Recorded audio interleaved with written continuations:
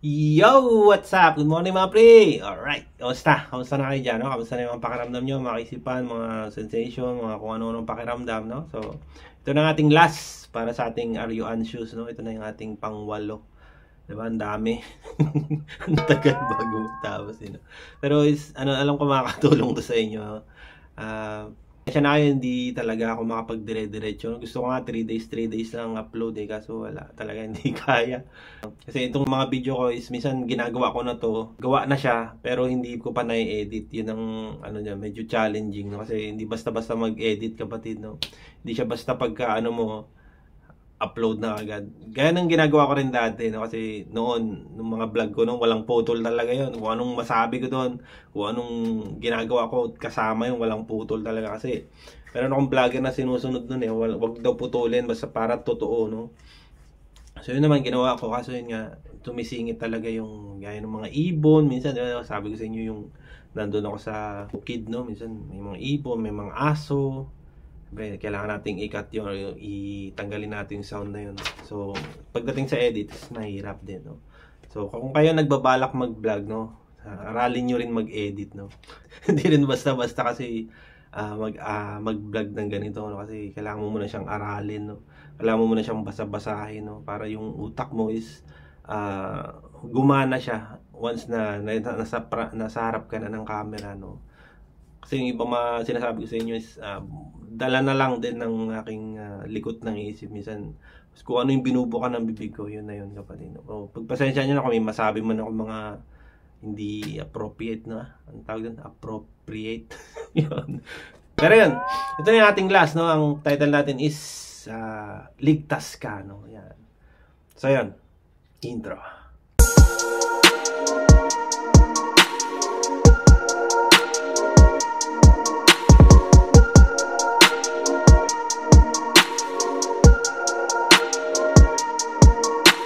So, yun na nga, no? So, umpisa natin sa kapag anxious ka, no? Diba, na-anxious ka or parang feeling mo talaga may balisa ka na hindi mo maintindihan yung pakiramdam mo, no? Na parang iniisip mo na, parang ganito yung pakiramdam ko bago ako mag-panic attack, Ganito yun, Parang nahihirapan ka huminga, ang gulo ng isip mo, gusto mo magpasugod sa ospital, no? Kapag naramdaman mo ulit yan, no? Siyempre, dahil nga may nalalaman ka na, no? Meron ka ng mga natututunan about sa anxiety, no? Ang unang gagawin mo dyan is huminga ka lang muna, no? Hold mo lang. Hinga ka ng mga 4 seconds, tapos hold mo lang. Tapos ilabas mo siya ng nakanguso. Dahan-dahan. Yun, mabilis makaano yan Mabilis makapagpakilabot yan Parang gaano niya talaga yung katawan mo. Kasi nasa science naman yan, yung ganyang tool, no? Tools kasi yan para mapakalma ka, no? Gawin mo lang yan, mga 5-10 ulit lang. Pag talagang feeling mo, parang nanginginig ka na sa ganyan ang gawin mo, no? Minsan, tapik-tapik lang, mga ganyan. Grounding, di ba? Ako nga dati, napadyak ko yung pa ako Padyak. Minsan mga ganun ako. Woo! Di ba? Minsan naman ako, sumisipol. Minsan nag-aano ako na, tapos ngingitian ko na lang. Pag nakakaramdam talaga ako na feeling ko, merong something na lalabas sa akin Bigla na kontra ko na agad siya. Nawawala na siya. Tapos babaling na yung utak ko sa ibang bagay, no? Pag nasanay na ako na ganun, no? Yun nga, yung isa doon, yung paghinga, no? Minsan ginagawa ko siya, hindi ko na rin napapansin, Minsan hirapan ako, parang may sumusundot dito sa dibdib ko. Hingal ako na ganyan. Yun, wala na, di ba? So, ganun lang din. Every time na makakaramdam kayo is, yun lang pwede nyong pwede nyong gawin. Pero, ang i-advise ko lang is wag nyong gawin yun nang pipilitin nyo yung sarili nyo, no? Kasi mali din yun. Kasi, halimbawa, nakakaramdam ka, para kang magpapanik. Ang gagawin mo naman, naisip mo yung sinabi ko, sabi mo, huminga ka. Ang ginawa mo, huminga ka. Huminga kang ganyan. Tapos, lalong bumilis yung tibok ng puso mo. Tapos, sabi mo na, i-hold mo. Ngayon, nahilo ka naman, di ba? Siyempre, mali din yun, di ba? Siyempre, nasa proper dapat, no? Kaya, hinga ka ng malalim, tapos hold mo lang. Yan. Nang kalmado ka pa din, no? Kasi kung natitense ka talaga, tapos natatakot ka sa posibleng mangyari, tapos gumana na naman yung isip mo na, baka matumba ako dito, baka mahimatay ako, baka tumama yung ulo ko sa bato, or nakakahiya sa tao, mga ganyan, di ba? So, gagawin mo siya ng nakaano ka, kalmado ka, saka relax ka lang, no? Kasi ang the best na ano diyan is present mind, yung pinaka-isip mo, di ba? Kasi kung di mo papaganahin yun, wala, di ba? Walang ano sa'yo, walang parang mag-stumble, parang gano'n, parang kapani ka na, matataranta ka na, di ba? Gano'n. So, ang the best dun is kalmado lang. Kalmahan mo lang, kapatid, no? Kasi kung gagawin mo siya ng sapilitan na ganito, di ba? Mahihirapan ka lalo, no? Kailangan dapat ano lang, smooth lang, kapatid. Dito, isa rin dito yung lahat ng mga natutunan mo, kapatid. Yan yung talaga magdadala sa iyo. Kaya, paulit-ulit ko sinasabi sa inyo yan. Kasi, ayan ang tumanim na sa isip ko, kapatid. Yan na yung talagang, dito na sa utak ko talaga na every time na makakaramdam ako, hanggang ngayon, dala-dala ko siya, kapatid, no? Hanggang sa, kahit noon-noon pa, ginagawa ko na siya, no? Minsan, naglalakad lang ako sa nakakaramdam ako na parang nagbabara yung lalamunan ko, di ako makalunok. Na parang ang bilis ng tibok ng puso ko, tapos yung lalamunan ko hindi talaga hindi talaga makalunok kahit laway.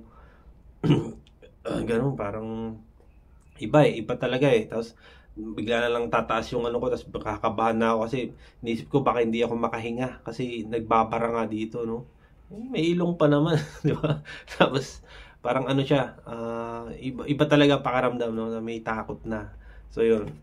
So pag yun ang nararamdaman ko is wala man, inaano ko na lang, baling sa ibang bagay. Mamaya makakalunok na rin naman ako.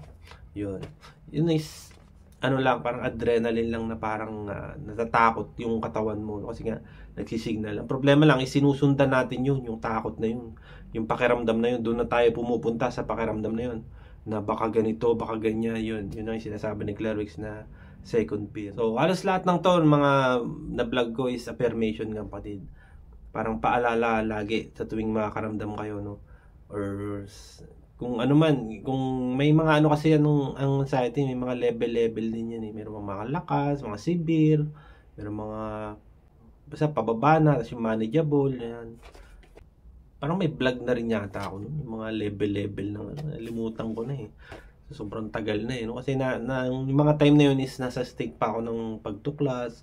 Minsan yung mga aral na sinashare ko sa inyo is na isulat ko na yun noon, na ganito, ganito pala yun, ganito. Tapos, ko siya, sinusunod-sunod ko about sa ng anxiety, no? So, yun, kung ano may mga nasasabi ko sa inyo, na minsan nagsasabi ko na ganito noon, ganito, ganyan, is yun, na isama ko na dati sa vlog ko, no? So, kung ano man, kung nanonood kayo yung mga luma kong vlog, is alam ko, na yan, yung mga nababanggit ko ngayon is naiintindihan nyo na, no? Kaya sabi ko sa inyo, umuulit-ulit lang, kasi gusto kong matatak sa isip nyo, no? Actually, itong mga payo na to is naisabi ko na rin to pero uulitin natin para sa mga bago o sa mga datihan na paalala pa rin, no? Kasi tayo minsan nakakalimot, minsan nagpapabaya. Meron nga isang friend dati na matagal na, no? Siguro nag-start ako ng vlogging, siguro siya yung una sigurong nagchat-chat sa akin, no? Tapos hanggang ngayon, sabi niya yung hirap na lang daw sa pag-iisip, yung parang ginugulo siya ng isip niya. Sabi ko, alam mo naman na yan eh. Dati mo nang yan eh. Dati mo nang problema yan. Kailangan lang natin dyan is mawala yung mga dumadagdag dyan, no? Kasi ang buhay natin, kapatid, is puro, lalo ngayon, di ba? Daming stress, dami kang gustong abutin sa buhay, ang dami mong gustong mangyari sa buhay kasi hindi mo magawa dahil nga sa napo-prostrate ka na gusto ko nang gumaling, gusto ko nang makalabas dito, gusto ko nang kung ano-ano nang pinagagawa, kung ano-ano nang mga gamot, mga psychiatrist, di ba? Parang ang nangyayari sa'yo is parang nangangapa ka sa dilim, no? So, lalo yung nagpapahirap sa'yo, no? So, wala. Ang the best dyan is maunawaan mo kung ano talaga nangyayari sa'yo, no? Kasi, ayan talaga ang wala akong ibang mababanggit sa inyo na paraan. Ito lang talaga, kailangan nyo maintindihan. Tsaka yung method ni Clairwix, no? Yung pagharap, tapos tanggap, lumipas ang panahon, okay lang, hanggang sa mag-float ka na lang. Yung floating, ano yan eh. Hirap di paliwanag. Parang floating. Baka may nararamdaman ka, hayaan mo lang. Ayan. Parang sama ka lang sa daloy. Parang gano'n ng floating eh. Pero pag yung mga psychiatrist talaga nagpapaliwanag na ano, malalim. Yung hirap pa, ano yun, i-gets, no?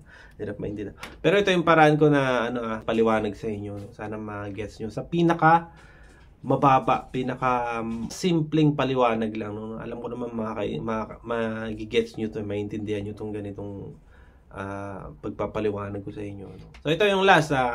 Okay lang ako. No? Ito nga yung sinasabi ko sa inyo na safe ako. No? Na ligtas ako. Ayan ang laging isa sa isip. No? Na ligtas ka kapatid. No? Safe ka. Walang ibang problema. Ang naging problema lang natin is yung isip at yung nakasanayan na natin. No? So, dapat mabiyak natin yun o maalis natin yung second fear na yun na kung ano man yung mga naiisip mo, no? Kasi, once na naalis mo na yan, yung mga pag-iisip na malikot, yan, babalik na yan kapatid, no? Papakalma mo na siya ng ano. Tapos, masasanay mo na ng ganyan, no? Kasi nga, sa tulong din ng pagpapractice, no? Huwag nyo susubukan. Gawin nyo na kapatid, no? Kasi wala tayo sa ano, kailangan diretso na kagad, no? Practice na ng practice lagi. Kasi, hindi nyo kailangan mag-try na ganito ganyan. Hindi. Ito na kasi yung makakatulong sa inyo. No? Ito nang realidad kapatid, no. Wala tayo sa dahil nanonood ka nito, lumilipad yung isip mo. Hindi. Ito na yung totoo kapatid, no. Wala tayo sa dahil nga nasanay tayo na pinapalipad tayo ng isip natin kung saan na dahil sa dulot din ng anxiety sa inyo, no. So hindi dapat na nagpa-practice ka na araw-araw, no. Practice mo lahat ng mga natututunan mo. Gaya sa mga hindi nakakalabas, no? Hindi lumabas ka, pakunti-kunti, no? Or may nararamdaman ka, okay lang. Yun nga, hanggat may nararamdaman ka, okay yan kapatid, no? Kasi ayan ang magdadala sa'yo sa recovery, yung may nararamdaman ka hanggang sa kumalma siya, no? Yun. Madaling mag-practice kapag may nararamdaman. Kahit nahihirapan ka, okay lang. Kasi ang papasok sa isip mo is, okay lang to. Normal naman sa mga may anxiety to. Yun. Kaya tatanggapin ko na doon kung ano man maramdaman ko. So yun lang, maraming salamat mga kapatid. At sana may nag-gets kayo kahit kaunti sa ating vlog. Diba? 1 to 8 na no? Pero yung mga susunod nating vlog is nag-iisip na naman ako ng mga kasi minsan pag nasa racket tayo, napaisip ako ng topic eh. Ang problema lang is susundan ko ng iba-iba na kaya mahirap din mag-search ng topic na alam kong makakatulong, no?